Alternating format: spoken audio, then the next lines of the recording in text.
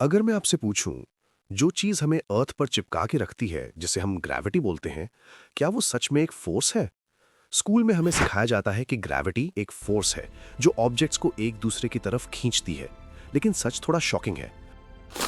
Modern physics के according gravity actually force नहीं है। पार्ट 1, न्यूटन का आइडिया। 17th सेंचुरी में साइंटिस्ट आइजैक न्यूटन ने ग्रेविटी को एक्सप्लेन किया था। उसके अकॉर्डिंग हर ऑब्जेक्ट दूसरे ऑब्जेक्ट को अट्रैक्ट करता है। जितना ज्यादा मास उतनी ज्यादा ग्रेविटी। इसी थियरी से प्लैनेट्स के मोशन और फॉलिंग ऑब्जेक्ट्स को एक्सप्लेन किया गया और ये आइडिया 200 साल तक बिल्कुल सही माना गया। लेकिन फिर आए एक और साइंटिस्ट जिन्होंने फिजिक्स को कंप्लीटली चेंज कर दिया। पार्ट 2, आइंस्टाइन का शॉकिंग थियरी। 20th सेंचुरी में एल्बर्ट आइंस्टाइन ने अपनी famous theory the, general theory of relativity. Einstein ने कहा, ग्रेविटी कोई फोर्स नहीं है, ग्रेविटी एक्चुअली स्पेस और टाइम का कर्वेचर है। इसका मतलब क्या है? इमेजिन करो, स्पेस एक रबर शीट जैसा है। अगर उस शीट पर एक हैवी बॉल रखो तो शीट नीचे बेंड हो जाएगी।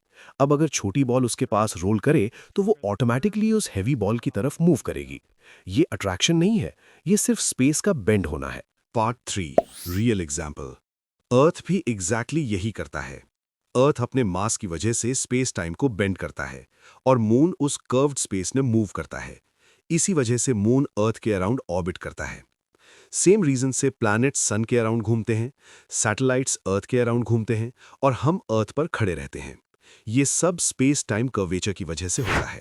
Part 4, proof. साइंटिस्ट्स ने आइंस्टाइन की थ्योरी को कई एक्सपेरिमेंट से प्रूव भी किया है। जब लाइट किसी मैसिव ऑब्जेक्ट के पास से गुजरती है तो उसका पाथ भी बेंड हो जाता है। इस फिनोमिनन को ग्रेविटेशनल लेंसिंग कहते हैं।